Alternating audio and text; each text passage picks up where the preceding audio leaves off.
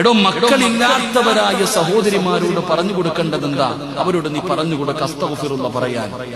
നിങ്ങൾക്കറിയോ, മഹാനായ കലീമുല്ലാഹി മൂസാ നബി അലൈഹിസ്സലാം, മൂസാ നബിയുടെ മുമ്പിൽ ഒരു പെണ്ണ് വന്നിട്ട് പറഞ്ഞു, നബിയെ, എനിക്ക് മക്കളില്ല, നിങ്ങൾ അള്ളാഹുവിനെ കണ്ട പ്രവാചകനാ, നിങ്ങൾ അള്ളാഹുവിനെ കണ്ട പ്രവാചകനാ, അതുകൊണ്ട് എനിക്ക് വേണ്ടി ദുആ ചെയ്യും. മൂസാ നബി അള്ളാഹിനോട് ദുആ ചെയ്തു, പടച്ചവനെ ഈ പെണ്ണിന് മക്കളെ കൊടുക്കണേ അല്ലാഹ്.